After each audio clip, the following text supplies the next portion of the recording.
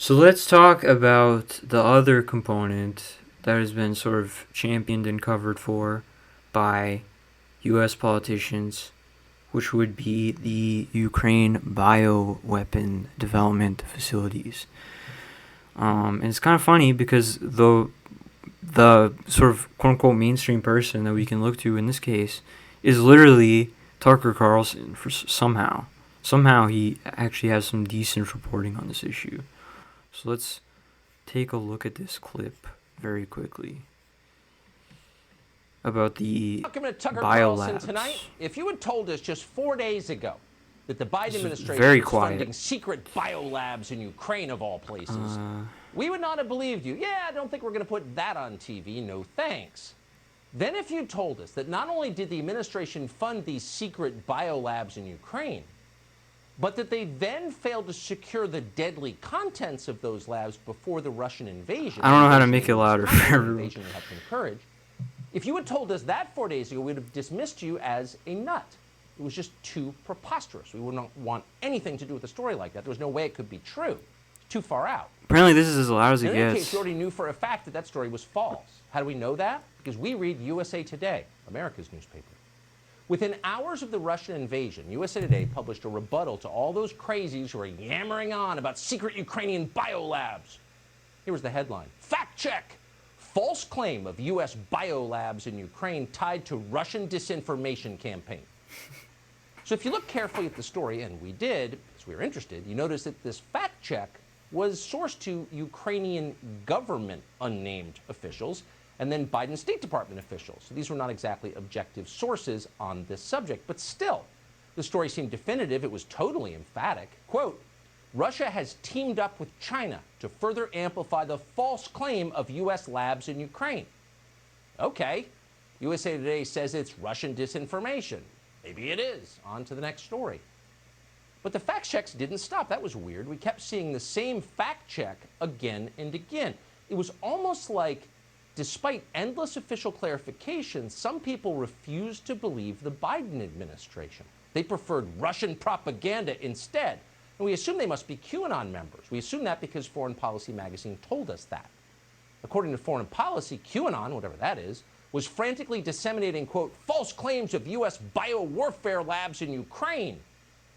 Those labs obviously didn't exist. It was all just another lie from the Russians, who lie for a living. Then the European Union weighed in, throwing its credibility behind the same claim. These are conspiracy theories, the EU told us. They're lies spread by Putin.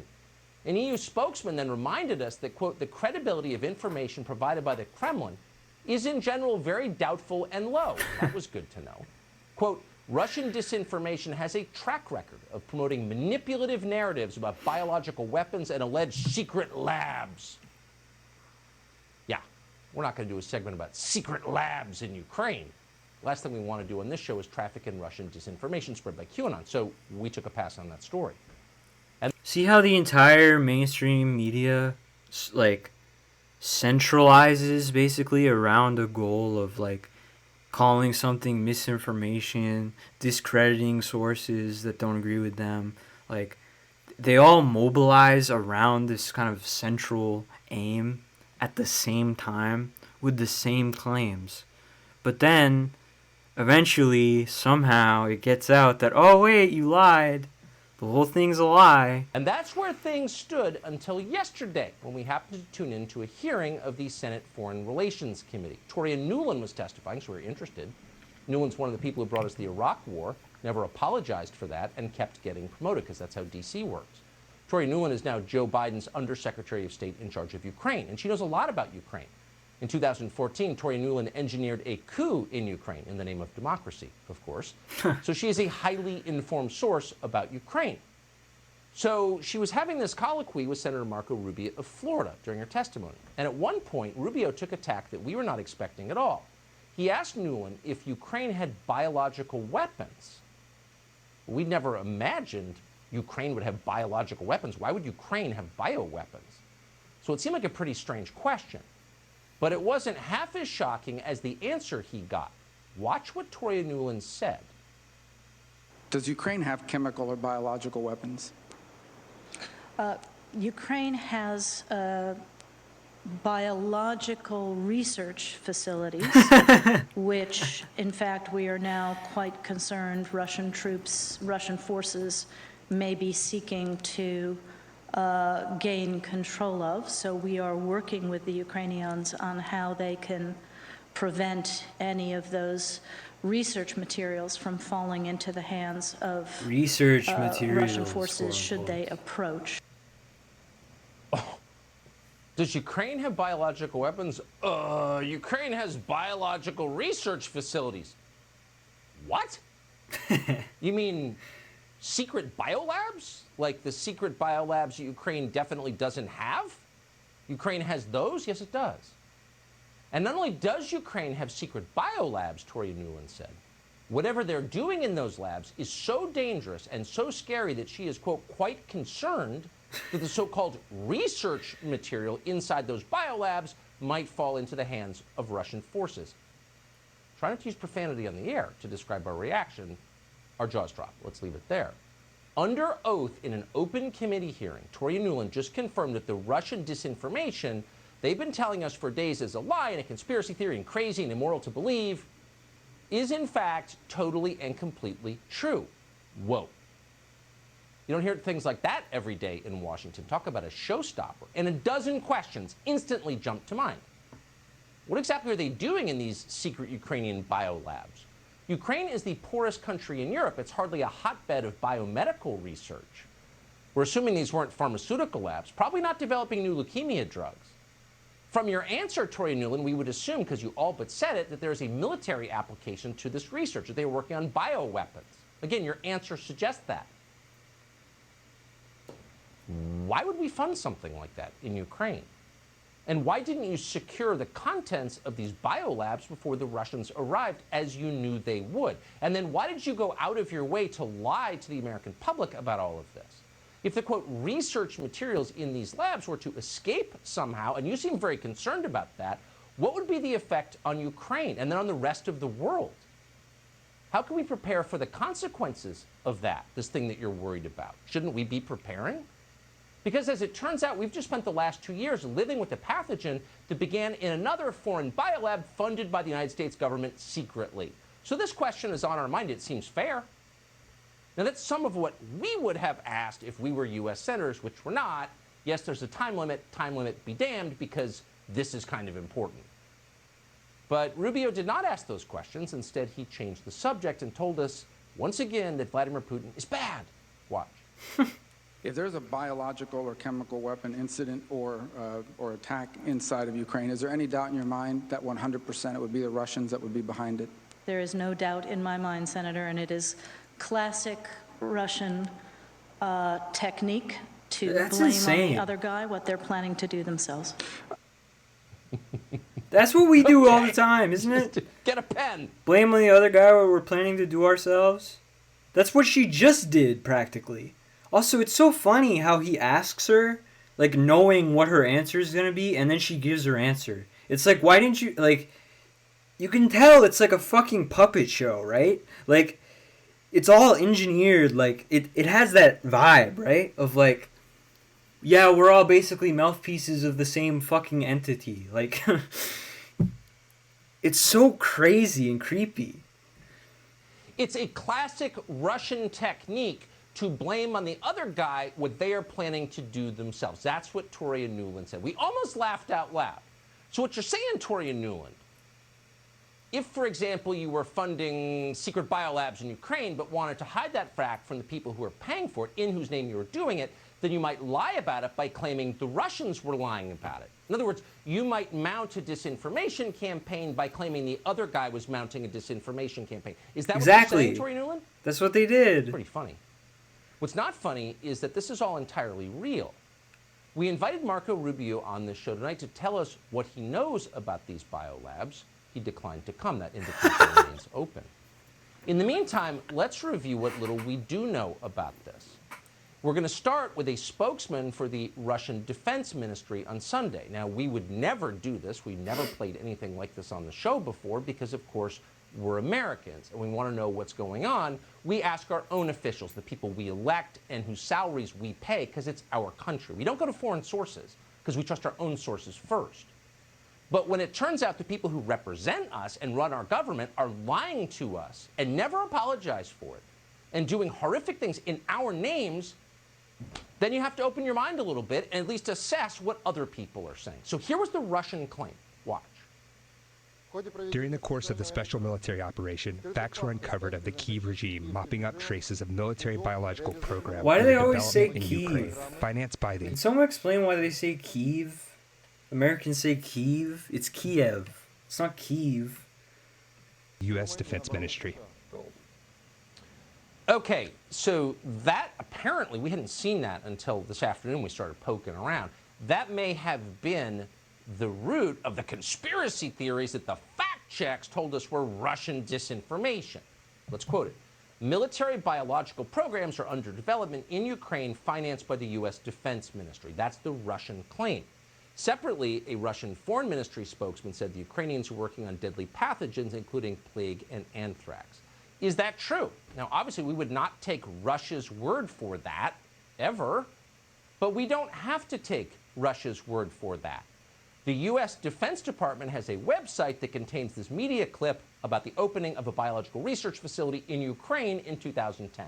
Quote, U.S. Senator Dick Lugar applauded the opening of the interim Central Reference Laboratory in Odessa, Ukraine this week, announcing that it will be instrumental in researching dangerous pathogens used by bioterrorists. The Level 3 Biosafety Lab will be used to study anthrax, tularemia, and Q fever, as well as other dangerous pathogens. Oh, okay. Then the National Pulse dug up a 2011 report from the U.S. National Academy of Sciences that also explained that the Odessa-based laboratory, quote, is responsible for the identification of especially dangerous biological pathogens. So what we're doing, this is not the first time you've heard this story, we are funding the creation of deadly pathogens so we can study them and prevent people from getting infected with them, maybe? There are lots of examples of this.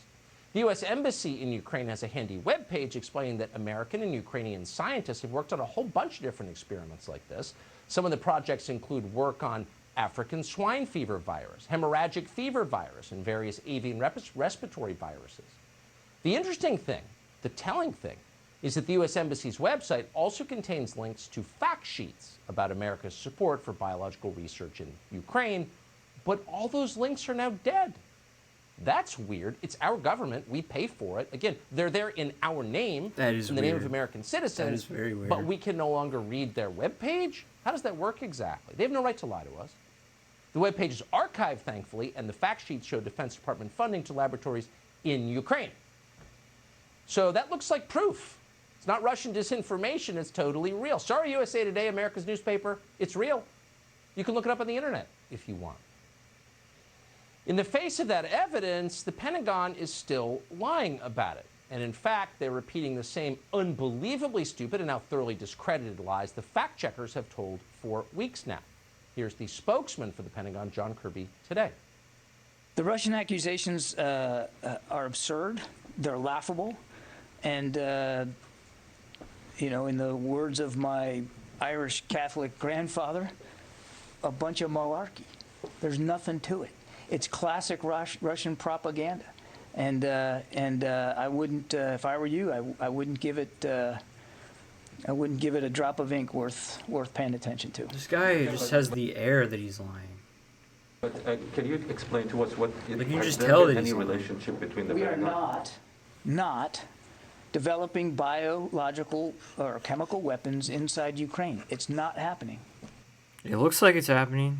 If I were you, I don't know why they would take the links down to the fact sheets on the Pentagon funding of the biological facilities in Ukraine if they weren't trying to hide the fact that they were making biological weapons there. I wouldn't devote a drop of ink. I don't know why they would We can get- admit that the facilities still exist as an answer to whether or not they have weapons there if they weren't making weapons there. It makes, like, it's pretty obvious. To make that decision, Mr. Bureaucrat, we have a free press in this country. You don't get to decide. But you'll notice at the end of that, Kirby refuses to answer the question. Has there been a relationship between the U.S. Pentagon and a bioweapons facility in Ukraine? And if so, what is that relationship? That's Russian disinformation. What's the answer? We're not developing WMD in Ukraine right now. Okay, got it. But why are we funding this, and what exactly are we funding? We reached out to the State Department separately, and they provided us with this very carefully worded statement. Quote, the U.S. Department of Defense does not own or operate biological laboratories in Ukraine. Not that anyone said they did.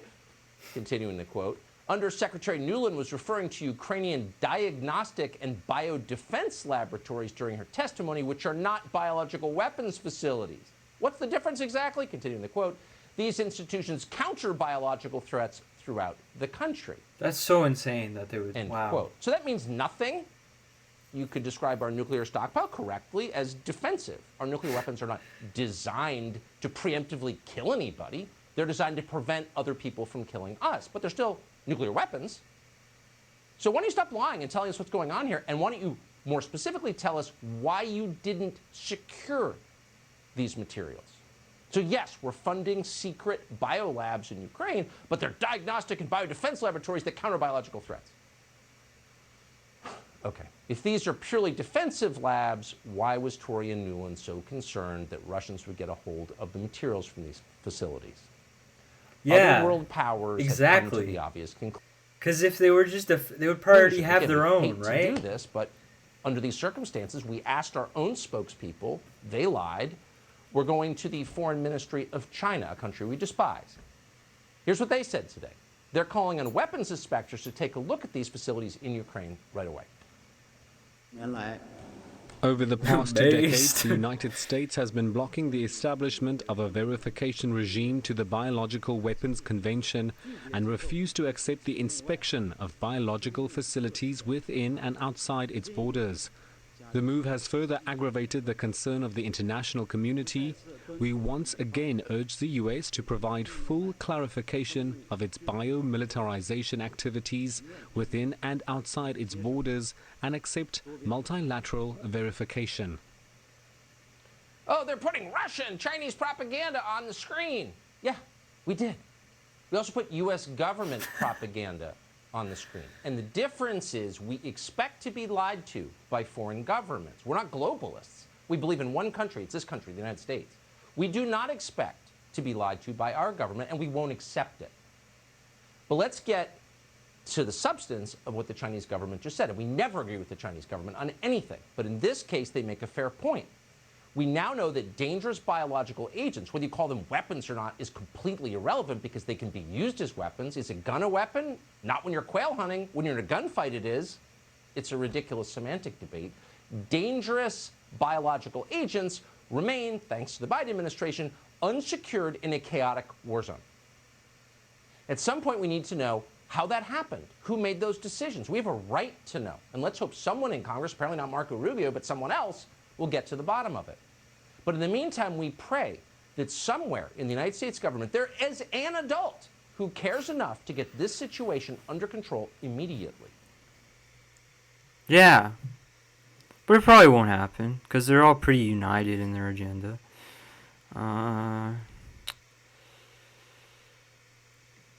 What else have we got to look at? So yeah, we are funding bio facilities in Ukraine that they won't tell us what's in there, except they call it defensive, even though they could use those materials as weapons at any time. It looks to me like they are building biological, biochemical weapons in Ukraine on our dollar. And they're trying to hide it. So don't let the people, the Destinyoids, the neolibs, try to tell you that they didn't deny that. Because they do deny that. This is very fun to me. I love this. I love this kind of thing.